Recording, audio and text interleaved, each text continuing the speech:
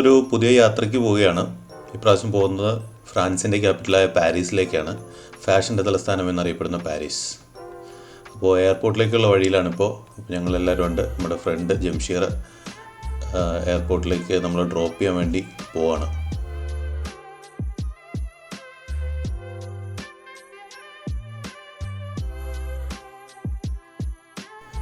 അങ്ങനെ സൗദി അറേബ്യയിലെ ഈസ്റ്റേൺ പ്രൊവിൻസിലെ ദമാമിൽ നിന്ന് നമ്മുടെ ഫ്ലൈറ്റ് ടേക്ക് ഓഫ് ചെയ്തിരിക്കുകയാണ്. രാത്രിയാണ് ഫ്ലൈറ്റ്. അപ്പോൾ അതുകൊണ്ട് ദമാമിൻ്റെ ആകാശ കാഴ്ചകളൊക്കെ കണ്ട് ഇങ്ങനെ പോവുകയാണ്. ഏകദേശം ഒരു 6 മണിക്കൂറോളം ഫ്ലൈയിങ് ടൈം ഉണ്ടാവും നമുക്ക് പാരീസിലേക്ക്. അപ്പോൾ നാളെ രാവിലെ വെളുപ്പിനാണ് നമ്മൾ പാരീസിലെത്തുകയുള്ളൂ. അപ്പോൾ അവിടെ ഒരു കാർ ബുക്ക് ചെയ്തിട്ടുണ്ട്, ഹോട്ടൽ ബുക്ക് ചെയ്തിട്ടുണ്ട്. അപ്പോൾ രാവിലെ അവിടെ ചെന്നിട്ട് ബാക്കി കാര്യങ്ങൾ തീരുമാനിക്കണം, നാളത്തെ പരിപാടികൾ എന്താണെന്നൊക്കെ. അപ്പോൾ ആ ഒരു പ്രിപ്പറേഷനിലൊക്കെ നമ്മളിങ്ങനെ സംസാരിച്ച് പോയിക്കൊണ്ടിരിക്കുകയാണ്. ദമാമിൻ്റെ ആകാശ കാഴ്ചകളും കഴിഞ്ഞ് നമ്മളിങ്ങനെ പോകുന്നു. രാത്രി ആയതുകൊണ്ട് കുട്ടികൾ ഉറങ്ങുന്ന പ്രതീക്ഷയിലാണ് നമ്മൾ. ഏതായാലും നോക്കാം.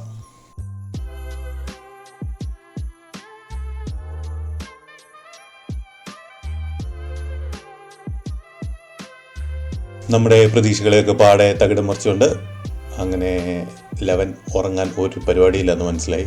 അവൻ ഫുൾ ആക്റ്റീവാണ് ഫ്ലൈറ്റിനകത്ത്. രാത്രിയായിട്ട് ബാക്കിയുള്ള ആൾക്കാരൊക്കെ ഉറങ്ങാനുള്ളൊരു സംവിധാനത്തിലാണ്. ആരെയും ഉറങ്ങാൻ വിടാതെ പുള്ളി ഇങ്ങനെ പുള്ളിയുടെ കാര്യങ്ങളുമായിട്ട് ഇങ്ങനെ നടക്കുകയാണ്.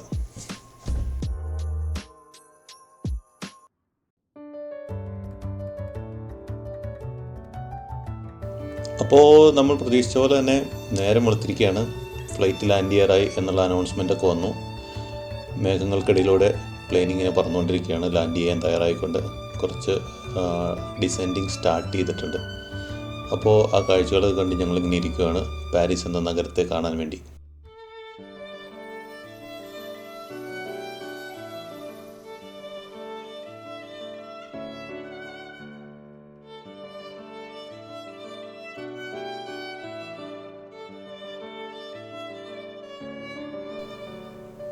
അങ്ങനെ കുറേ നേരത്തെ പറക്കലിന് ശേഷം വിമാനം ലാൻഡ് ചെയ്യാൻ തയ്യാറായിരിക്കുകയാണ്. താഴെയുള്ള ഗ്രീനിഷ് ആയിട്ടുള്ള ലാൻഡൊക്കെ നമുക്ക് കാണാൻ പറ്റുന്നുണ്ട്. എന്താണെന്നറിയില്ല. ഏതായാലും അത് കൃഷിസ്ഥലങ്ങളൊക്കെയാണെന്ന് തോന്നുന്നു. പ്ലെയിൻ അങ്ങനെ എയർപോർട്ടിനോട് അപ്രോച്ച് ചെയ്തുകൊണ്ടിരിക്കുകയാണ്. റൺവേയിലെത്തിയിട്ടുണ്ട്. റൺവേ ലൈനപ്പ് ചെയ്ത് ലാൻഡിങ് ആണ് ഇനി അടുത്ത പ്രൊസീജിയർ. അപ്പോൾ ലാൻഡ് ചെയ്ത് കഴിഞ്ഞിട്ട് നമുക്കധികം സമയം ഉണ്ടാവില്ല എയർപോർട്ടിൽ നിന്ന് പുറത്തേക്ക് ഇറങ്ങാൻ. നമ്മുടെ കാറൊക്കെ അവിടെ റെഡി ആയിരിക്കാൻ സാധ്യതയുണ്ടെന്നാണ് അറിഞ്ഞത്. യൂറോപ്പ് കാറിലാണ് നമ്മൾ കാർ ബുക്ക് ചെയ്തിരിക്കുന്നത്. നമുക്ക് വണ്ടി എടുക്കാം ആദ്യം, എന്നിട്ട് ബാക്കി പരിപാടികൾ നോക്കണം.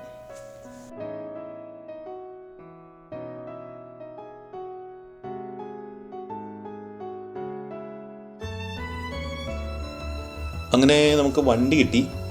വണ്ടി കിട്ടാൻ കുറച്ച് താമസിച്ചു. ഏകദേശം 1 മണിക്കൂർ നമ്മളവിടെ വെയിറ്റ് ചെയ്യേണ്ടി വന്നു. നമ്മൾ എയർപോർട്ടിൽ തന്നെ വെയിറ്റ് ചെയ്തു 1 മണിക്കൂർ. കാരണം യൂറോപ്പ് കാറിൻ്റെ ഓഫീസ് എയർപോർട്ടിൽ തന്നെയാണ്. കാറ് റെഡി ആവേണ്ടായിരുന്നു നമ്മൾ പറഞ്ഞ സമയത്ത് തന്നെ. പക്ഷേ എന്ത് പറ്റിയെന്ന് പറഞ്ഞു കഴിഞ്ഞാൽ ഇന്നിവിടെ ജോ ബൈഡൻ വരുന്നുണ്ട്. അപ്പോൾ അതുകൊണ്ട് ട്രാഫിക് കൺട്രോൾ പരിപാടികളൊക്കെ ഉള്ളതുകൊണ്ട് ഇവരുടെ ഗാരേജിൽ നിന്ന് റിട്ടേൺ ചെയ്ത വണ്ടി ഇങ്ങോട്ട് എത്തിക്കാൻ ലേറ്റായി. അതുകൊണ്ട് തന്നെ അവർക്ക് ക്ലീൻ ചെയ്യാനൊന്നും സമയം കിട്ടിയിട്ടില്ല എന്നാണ് അവർ പറഞ്ഞത്. ഓക്കെ ആണല്ലോ എന്ന് വെച്ചാൽ ഞാൻ ഓക്കെ എന്ന് പറഞ്ഞു. വണ്ടി എങ്ങനെയാലും കിട്ടി നേരെ ഹോട്ടലിലേക്ക് പോകാം എന്നുള്ളൊരു പരിപാടിയിലാണ്. അപ്പോൾ ഇതാണ് പാരീസ് നഗരത്തിലെ ആദ്യ കാഴ്ചകൾ നമ്മൾ കണ്ടുകൊണ്ടിരിക്കുന്നത്.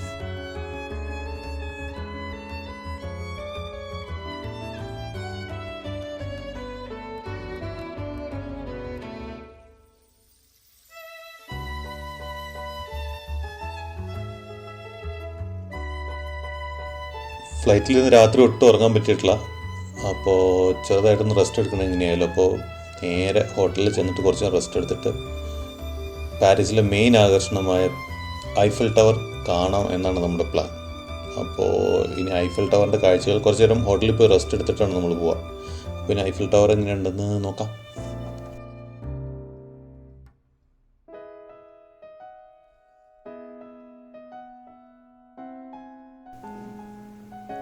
അങ്ങനെ കുറച്ച് നേരം ഹോട്ടലിൽ പോയി റെസ്റ്റ് എടുത്ത് നമ്മൾ പുറത്തേക്ക് ഇറങ്ങി കാറുമായിട്ട്. അപ്പോൾ ഐഫൽ ടവർ കാണാൻ വേണ്ടി സിറ്റി സെൻറ്ററിലേക്ക് പോവുകയാണ്. അവിടെയാണ് ഐഫൽ ടവർ ഉള്ളതെന്നാണ് അറിയാൻ കഴിഞ്ഞത്. ഏതായാലും ഗൂഗിൾ മാപ്പൊക്കെ വെച്ച് നമ്മളങ്ങനെ ഐഫൽ ടവറിൻ്റെ ദൂരെ കാഴ്ച കണ്ടുകൊണ്ടിരിക്കുകയാണ്. അപ്പോൾ കുറേ നേരം ട്രാവൽ ചെയ്തിട്ടാണ് നമ്മളിവിടെ എത്തിയത്. പക്ഷേ ഐഫിൽ ടവർ ഇങ്ങനെ കാണാൻ പറ്റുന്നുണ്ടെങ്കിലും അങ്ങോട്ട് എത്തിപ്പെടാൻ ഒരുപാട് സമയം നല്ല ട്രാഫിക് ബ്ലോക്ക് ഉണ്ടെന്നാണ് ഗൂഗിൾ മാപ്പ് ഇപ്പോൾ കാണിക്കുന്നത്.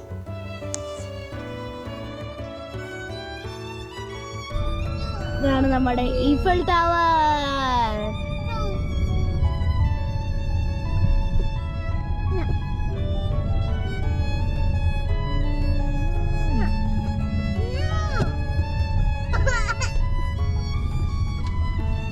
നമ്മൾ ഈഫൽ ടവറിലേക്ക് പോണ വഴിയിലാണ്.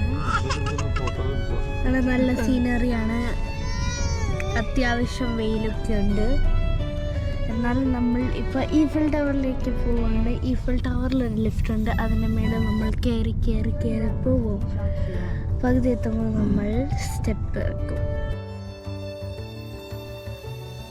കുറേ നേരം ബ്ലോക്കിലും അവിടെ ഇവിടെയൊക്കെ പെട്ട് നമ്മൾ ഈഫൽ ടവറിൻ്റെ തൊട്ടടുത്ത് എത്തിയിട്ടുണ്ട്. പക്ഷേ അവിടെ പാർക്കിംഗ് ആണ് പ്രശ്നം. നമ്മൾ പാർക്കിംഗ് തേടി അലയുകയാണ് സുഹൃത്തുക്കളെ. ഈഫൽ ടവറിൻ്റെ അടുത്തായിട്ട് പാർക്കിംഗ് ഏതായാലും കിട്ടില്ല. അപ്പോൾ നമ്മളൊരു പേ ആൻഡ് പാർക്ക് ഗൂഗിൾ മാപ്പിൽ കണ്ടുപിടിച്ചിട്ടുണ്ട്. അപ്പോൾ അത് വെച്ച് അങ്ങോട്ട് പോയിക്കൊണ്ടിരിക്കുകയാണ്.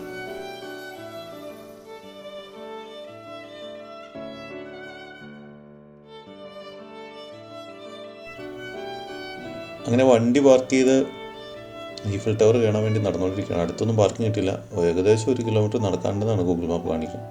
നമുക്ക് നടന്നു നോക്കാം. ഏതായാലും ധാരാളം ആളുകൾ വന്നിട്ടുണ്ട്. സമയം ഏകദേശം വൈകുന്നേരമായി. അപ്പോൾ ഈഫൽ ടവറിൻ്റെ അടുത്തേക്ക് നമ്മളിങ്ങനെ നടന്നുകൊണ്ടിരിക്കുകയാണ്. ഒരുപാട് കച്ചവടക്കാർ, പ്രധാനമായിട്ട് ഇന്ത്യക്കാരൊക്കെ അവിടെ കണ്ടു. ബിയറും പിന്നെ അതുപോലെ സോനിയറുകളൊക്കെ വിൽക്കുന്ന ആൾക്കാരാണ് മെയിനായിട്ട് ഇവിടെ ഉള്ളത്. അപ്പോൾ ഈഫൽ ടവറിൻ്റെ അടുത്ത് ഏതാണ്ട് എത്താറായി നമ്മൾ.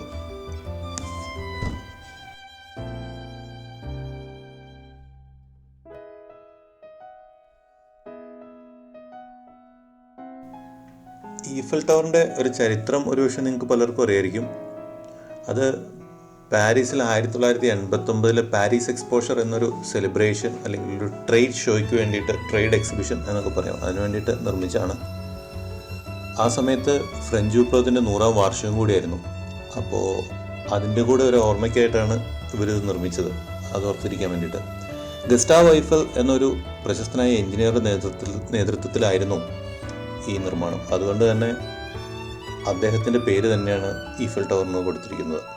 ഏകദേശം 330 മീറ്റർ ഉയരമുള്ള ടവർ ഒരു കാലത്ത് ലോകത്തെ ഏറ്റവും ഉയർന്ന കെട്ടിടമായിരുന്നു. ഇതിൻ്റെ ബലം ഉറപ്പുവരുത്താൻ ഏതാണ്ട് 18,000-ഓളം ലോഹഭാഗങ്ങൾ ഉപയോഗിച്ചിട്ടുണ്ട് ഇതിൽ. ഇതിൻ്റെ ഭാരം ഏകദേശം 10,000 ടണ്ണാണ്. ആദ്യകാലങ്ങളിൽ ഈഫൽ ടവറിനെതിരെ ഒരുപാട് വിമർശനങ്ങൾ ഉണ്ടായിരുന്നു. വെറുതെ കാശ് ചിലവാക്കാൻ വേണ്ടി ഉണ്ടാക്കി വെച്ചിരിക്കുന്ന ഒരു നിർമ്മിതി എന്നൊക്കെ. പക്ഷേ പിന്നീട് ഇത് ഒരു ഫ്രാൻസിൻ്റെ അല്ലെങ്കിൽ പാരീസിൻ്റെ ഒരു ചിഹ്നം തന്നെയായി മാറി.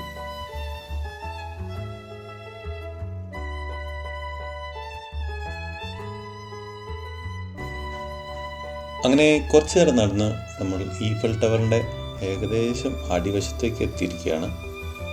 അപ്പോൾ ഈഫൽ ടവർ ഇപ്പോൾ നമ്മൾ തൊട്ടടുത്താണ്. പക്ഷേ ഇതിൻ്റെ ഒരു നല്ല ഫോട്ടോ സ്പോട്ട് കിട്ടും നമുക്ക്. ഇതിങ്ങനെ തൊട്ടടുത്ത് പോയെന്ന് കഴിഞ്ഞാൽ നമുക്ക് അതിൻ്റെ ഫുൾ വ്യൂവിൽ കാണാൻ സാധിക്കില്ല. അതുപോലെ തന്നെ തൊട്ടടുത്ത് നിന്നിരുന്ന ഫോട്ടോകളിൽ നമുക്കിതിൻ്റെ ഒരു സൈസ് കൃത്യമായിട്ട് മനസ്സിലാവില്ല. അപ്പോൾ അതിന് വേണ്ടിയിട്ട് നമ്മളൊരു സ്പോട്ട് നോക്കി നടന്നുകൊണ്ടിരിക്കുകയാണ്, കറക്റ്റായിട്ട് ഫോട്ടോ കിട്ടാൻ പാകത്തിനുള്ള. അങ്ങനെ സ്പോട്ട് കിട്ടുമെന്ന് നമുക്ക് നോക്കാം.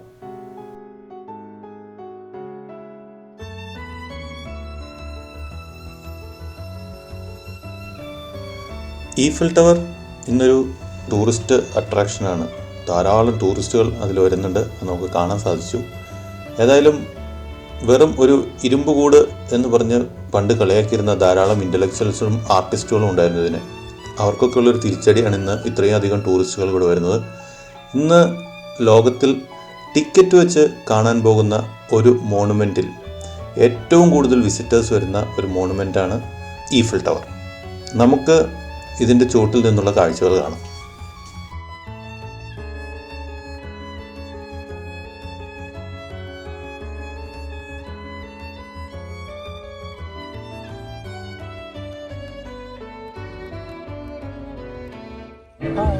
നമുക്കേതായാലും ഒരു ചെറിയ വ്ളോഗർ കിട്ടിയിട്ടുണ്ട്. പുള്ളി ഹായ് പറയുമോ നോക്കാം. ഹായ് പറഞ്ഞിരിക്കുകയാണ് സുഹൃത്തുക്കളെ അദ്ദേഹം. ഏതായാലും ഈഫൽ ടവറിൻ്റെ അടുത്ത് ഒരു കലാകാരൻ നിന്ന് അദ്ദേഹത്തിൻ്റെ പ്രകടനങ്ങൾ കാഴ്ചവെക്കുന്നുണ്ട്. ആ മ്യൂസിക് ടവറിൻ്റെ ബാക്ക്ഗ്രൗണ്ടോട് കൂടിയാണ് നമ്മൾ ഈഫിൽ ടവർ കണ്ടുകൊണ്ടിരിക്കുന്നത്.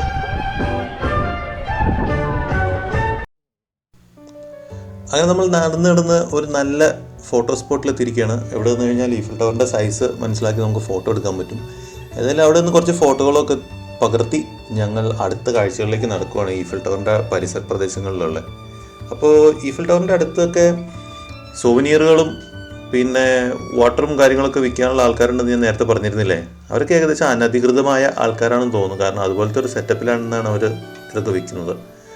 അപ്പോൾ ഞങ്ങളിങ്ങനെ ഈഫിൽ ടവറിൻ്റെ സൈഡിലൂടെ നടന്നുകൊണ്ടിരിക്കുകയാണ്. എന്തൊക്കെയാണ് കാഴ്ചകൾ, എന്തൊക്കെയാണ് അവിടെ കാണാനുള്ളത്, വ്യത്യസ്തരമായ ആൾക്കാരെ കാണാനുണ്ട്.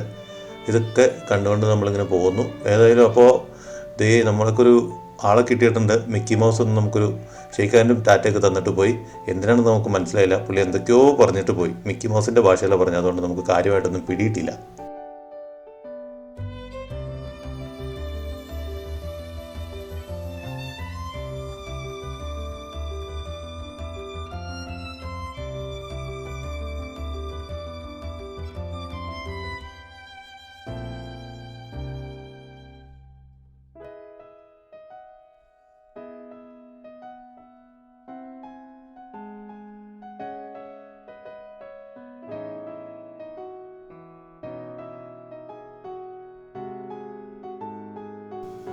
നമ്മളങ്ങനെ നടന്ന് സമയം ഏകദേശം സന്ധ്യാവാറായി.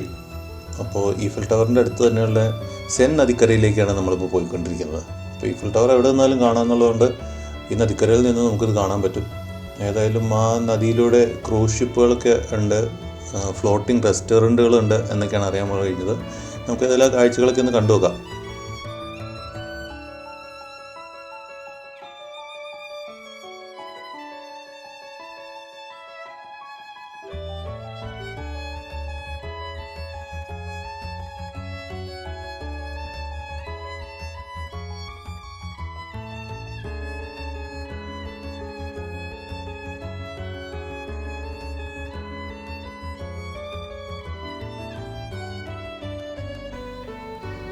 ഈഫിൽ ടവറിൻ്റെ അടുത്ത് തന്നെയുള്ള സെൻ നദിയുടെ തീരത്ത് നല്ല കല്ല് വിരിച്ച സ്ഥലങ്ങളുണ്ട്. അപ്പോൾ ഞങ്ങളേതായാലും കുറച്ച് നേരം അവിടെ ഇരുന്ന് ഈ സായാഹ്നം ആസ്വദിക്കാൻ തീരുമാനിച്ചു.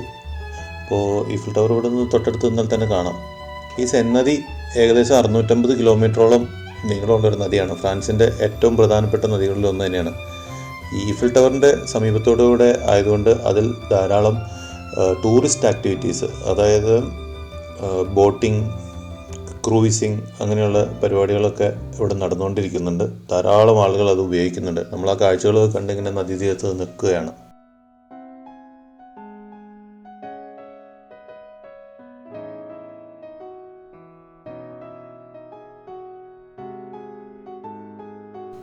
ഇതാണ് ക്രെവിറ്റേ ഡി പാരീസ്, അതായത് പാരീസിൻ്റെ ചെമ്മീൻ വിഭവം എന്നറിയപ്പെടുന്ന മോണുമെൻറ്റ്. ഇത് റെസ്റ്റോറൻറ്റുകളിലേക്കുള്ളൊരു എൻട്രി ആയതുകൊണ്ട് തന്നെ ഇവിടെ പാരീസിലൊരു പ്രധാന വിഭവമായ ഈ ചെമ്മീൻ കറി ആണ് ഇവരുടെ മോണുമെൻ്റായിട്ട് ഇവിടെ വച്ചിരിക്കുന്നത്.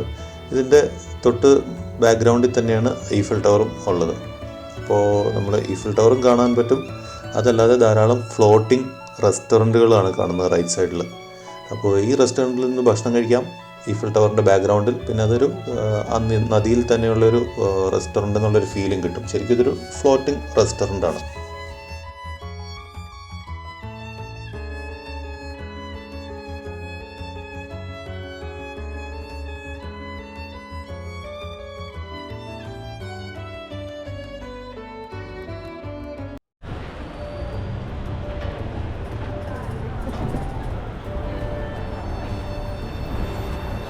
ഗായ്സ്, നമ്മളപ്പോൾ ഈഫിൽ ടവർ കണ്ടു കഴിഞ്ഞു. ഇനി നമ്മൾ വണ്ടിയുടെ അടുത്തേക്ക് പോകണം. വണ്ടി പാർക്ക് ചെയ്തിരിക്കുന്ന കുറച്ച് അകലെയാണ്. അപ്പോൾ അതിനുശേഷം വേറൊരു വാർ ഹീറോസിൻ്റെ ഒരു മോണുമെൻറ്റ് കാണാനുണ്ട്. നമുക്ക് അങ്ങോട്ട് പോകാം. അവിടെ ലൈറ്റ് ഉണ്ടോയെന്ന് അറിയില്ല, പോയി നോക്കാം. അപ്പോൾ അങ്ങനെ നമ്മൾ ആ ഹീറോ സ്ക്വയറിൽ എത്തിയിരിക്കുകയാണ്. ഇതിൻ്റെ പേര് ആർക്ക് ദേ ട്രയോംഫ് എന്നാണ് ഇവിടെ എഴുതി വച്ചിരിക്കുന്നത്. അപ്പോൾ ഇവിടെ ചെന്നപ്പോൾ മനസ്സിലാവാൻ സാധിച്ചത് ഇതൊരു സൈനികർക്കുള്ള ആദരമായിട്ട് 1806 നെപ്പോളിയൻ ബോണപ്പാർട്ട് കൺസ്ട്രക്ഷൻ സ്റ്റാർട്ട് ചെയ്ത ഒരു മോണുമെൻ്റ് പോലത്തെ ഒരു സംഭവമാണ്. ഇതിൻ്റെ മുകളിൽ നമുക്ക് കയറാൻ പറ്റും. പക്ഷേ ഈവനിങ് ആയപ്പോഴേക്കും ഏകദേശം അത് സ്റ്റോപ്പ് ചെയ്യാനുള്ള പരിപാടിയാണോന്ന് അറിയില്ല. നമ്മളേതായാലും ചെന്നപ്പോൾ അവിടെ മനസ്സിലായില്ല എങ്ങനെയാണ് അവിടെ കയറുകയെന്ന്. അപ്പോൾ നമ്മളിവിടെ കയറേണ്ട തീരുമാനിച്ചു അതിന് മുകളിലേക്ക്. അപ്പോൾ ഇവിടുത്തെ കാഴ്ചകളൊക്കെ കണ്ട് പയ്യെ കുറച്ച് നേരം ഇതിൽ നടക്കാമെന്ന് തീരുമാനിച്ചു. സമയം ഏകദേശം സന്ധ്യയായി തുടങ്ങി. അപ്പോൾ ഈ ആർച്ചിൻ്റെ ഒരു പ്രത്യേകത എന്ന് പറഞ്ഞു കഴിഞ്ഞാൽ ഇവിടെ ആ സൈനികരുടെ പേരുകൾ കൊത്തിവെച്ചിട്ടുണ്ട്. പിന്നെ ഇവിടെ എന്തൊക്കെയോ അവർക്ക് ഒരു റെസ്പെക്റ്റ് കൊടുക്കുന്ന രീതിയിലുള്ള എന്തൊക്കെയോ സാധനങ്ങളൊക്കെ ഉണ്ട്. അപ്പോൾ നമുക്കതൊന്ന് കണ്ടു നോക്കാം.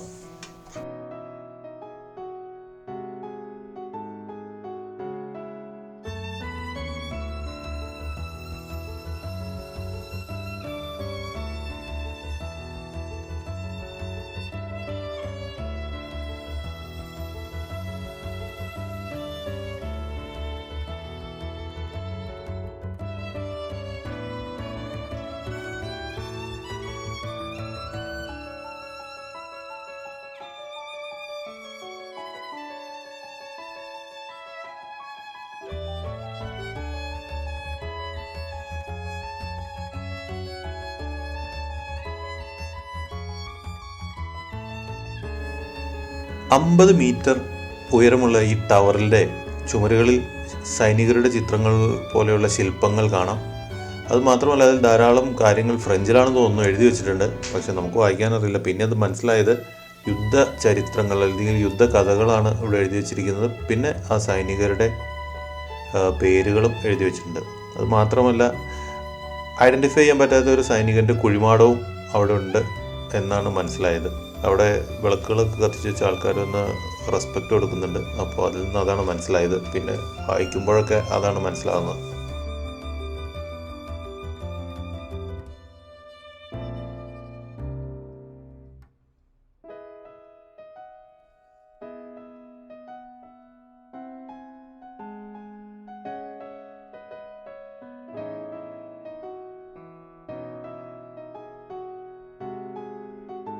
അപ്പോൾ സമയം ഓൾമോസ്റ്റ് സന്ധ്യയായി. സൂര്യൻ ഏകദേശം അസ്തമിക്കുന്നു.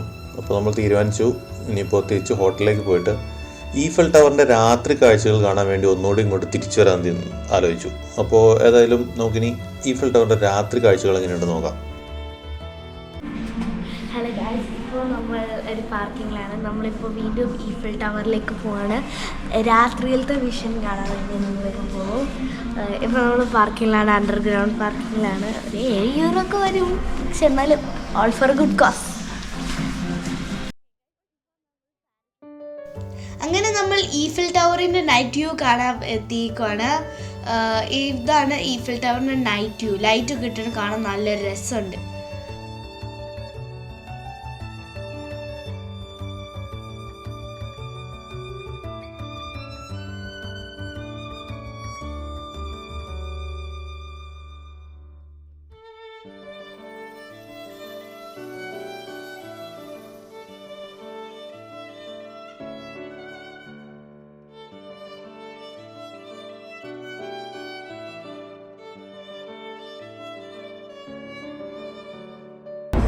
ഹായ് ഗായ്സ്, ഇത് ഞാൻ പറഞ്ഞില്ലായിരുന്നു ഒളിമ്പിക്സിൻ്റെ ഒരു സൈനുണ്ട്. അതിൻ്റെ കാരണം ഈ വർഷം 2024 നെക്സ്റ്റ് മന്ത് ദാറ്റ് ഈസ് ജൂലൈയിൽ ഇവിടെ ഒളിമ്പിക്സ് നടക്കണ്ട. അത് കാരണം ഈഫൽ ടവറിൽ ഒളിമ്പിക്സിൻ്റെ സൈനുണ്ട്.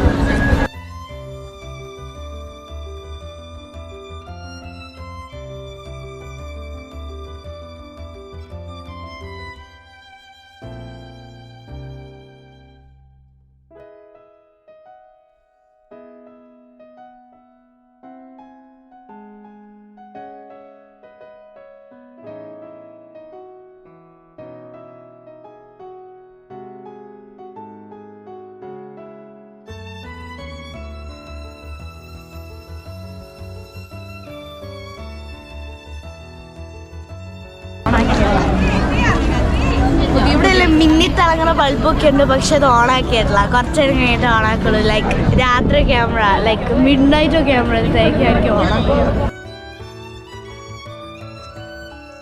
ഇന്നത്തെ പരിപാടികളെല്ലാം കഴിഞ്ഞു. ഇനി നമ്മൾ നാളെ ഒരു സ്പെഷ്യൽ സ്ഥലത്തേക്ക് പോകുന്നത്. അത് നാളെ ഞാൻ പറഞ്ഞുതരാം. ബൈ.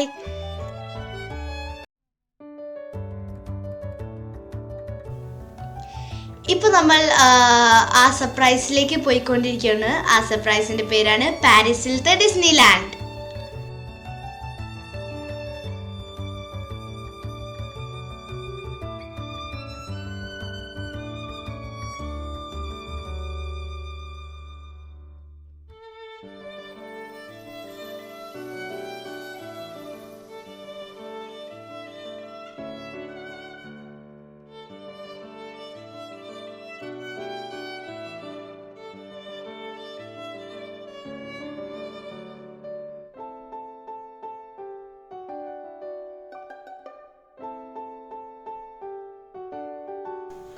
വണ്ടിയൊക്കെ പാർക്ക് ചെയ്ത് കഴിഞ്ഞിട്ട് നമ്മളിപ്പോൾ ആ ഡിസ്നിലാൻഡിലത്തെ ഒരു കാസിലുണ്ട്, അങ്ങോട്ടേക്ക് നമ്മൾ നടന്നുകൊണ്ടിരിക്കുകയാണ്.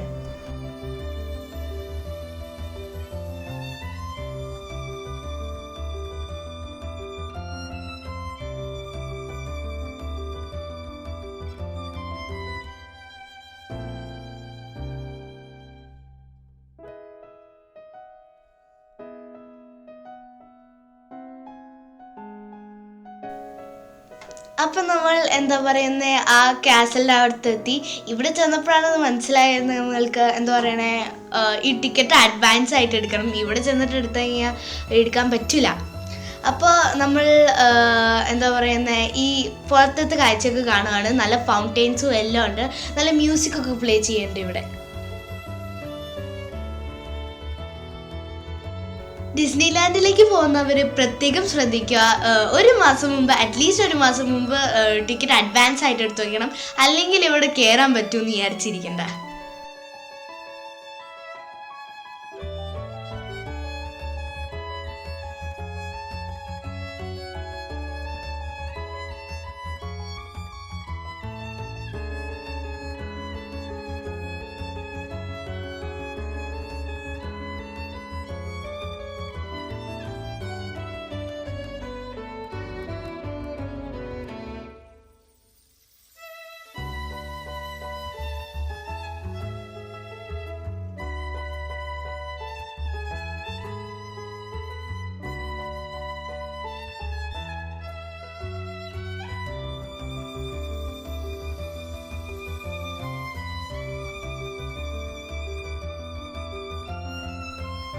ഇതാണ് ഡിസ്നിലാൻഡിലത്തെ പുറത്തത്തെ കാഴ്ചകൾ. ഇവിടെ കാണാൻ കുറേയൊക്കെ ഉണ്ട്, ഈ സൂവനീഴ്സ് ഷോപ്സ് അങ്ങനത്തെ കുറേ കാര്യങ്ങളുണ്ട്. പക്ഷേ ഈ സാധനങ്ങൾ നമുക്ക് ഭയങ്കര വിലയാണ്. ഇന്ത്യൻ റുപ്പി വെച്ച് കമ്പയർ ചെയ്യുമ്പോൾ ഭയങ്കര വിലയാണ്.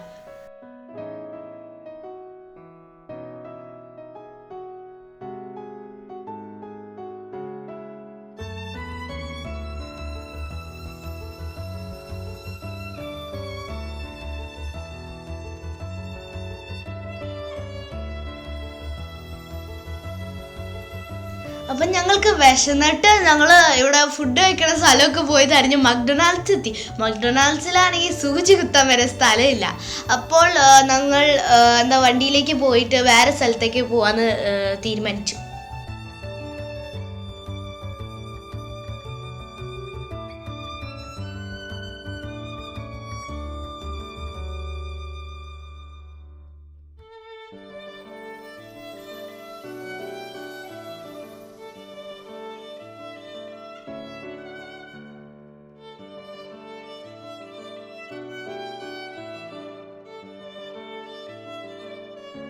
അപ്പോൾ ഇതോടെ നമ്മൾ ഡിസ്നിലാൻഡിലത്തെ കാഴ്ചയൊക്കെ കഴിഞ്ഞിട്ട് പോവുകയാണ്. ഇനി അടുത്ത പ്രാവശ്യം നമ്മൾ വരുമ്പോൾ അഡ്വാൻസ് ആയിട്ട് ടിക്കറ്റ് എടുത്തിട്ട് വരുള്ളൂ.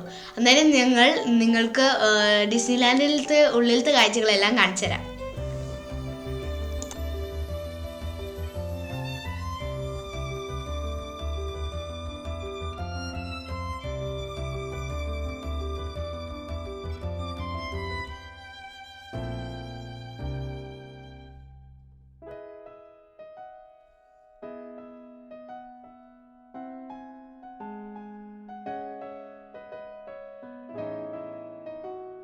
ഇനി നിങ്ങളെ അടുത്ത വീഡിയോയിൽ കാണാം. Please like, share and subscribe. By.